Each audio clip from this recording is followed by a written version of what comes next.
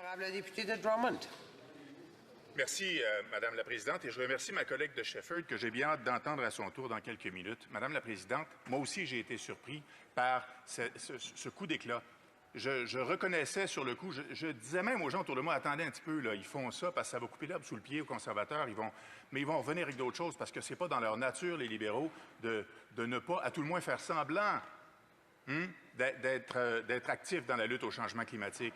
Mais là, pas du tout. On revient, comme je le disais tantôt en fin de discours, on revient après l'élection qu'ils ont gagné probablement en partie grâce à cette manœuvre électoraliste-là, et on les voit faire la promotion de projets d'investissement dans des pipelines, dans des oléoducs, sans tenir compte, en souhaitant ne pas tenir compte des évaluations environnementales et des exigences provinciales et du Québec.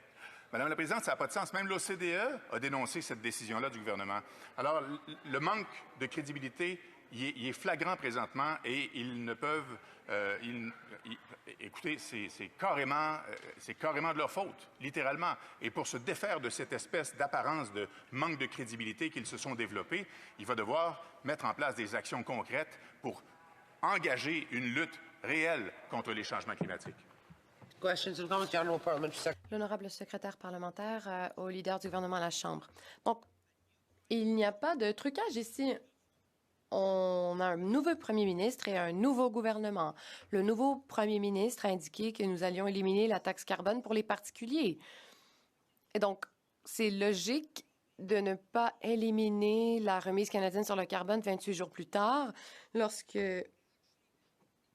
les Canadiens s'attendent à recevoir cette remise et en ont tenu compte dans leur budget. Je suis abasourdie de voir que le Bloc ne pense pas à ces gens, dont les aînés, par exemple, les gens à revenus fixes et bien d'autres. Et donc, de prétendre que c'est un subterfuge, eh bien, ce n'est pas sincère. Et le député ne reconnaît-il pas la valeur de ces chèques de remise auxquels s'attendaient les Canadiens en avril? Et ne pense-t-il pas que cela aurait été cruel que le premier ministre les annule? Député de Drummond. Je ne sais pas par où commencer, Madame la Présidente. C'est tellement une courte pointe de gros n'importe quoi. C'est fascinant. Madame la Présidente, le collègue de Winnipeg-Nord le sait très bien que ces remboursements-là étaient donnés en amont des trimestres. Donc, ce n'est pas de l'argent qui était déjà dépensé, c'était de l'argent en prévision des dépenses qu'allait occasionner la taxe carbone. Il le sait très bien. Alors, dans cette optique-là, tant qu'à envoyer un chèque de soutien à tout le monde, incluant les aînés, parce que les aînés du Québec aussi ont de la misère à joindre les deux bouts. Alors, tant qu'à faire une espèce de magouille électoraliste comme celle-là, pourquoi ne pas inclure aussi les aînés du Québec, puisqu'ils semblent tant préoccupés, mon collègue? Alors, sérieusement, là, qu'on arrête de nous remplir de n'importe quoi, puis qu'on commence à dire la vérité. Cet argent-là, Madame la Présidente, a été payé en grande partie par les taxes et impôts des Québécois, pas par la taxe carbone qui était facturée avant le 1er avril. Bravo. Questions et commentaires, l'honorable député de Louis-Saint-Laurent, Akin-Wanak. Merci beaucoup. Akia Wenrack. Merci beaucoup, Madame la Présidente. Je félicite le collègue pour sa réélection et également pour son discours. J'aimerais rappeler que tout ce qu'il a mentionné était connu des Québécois.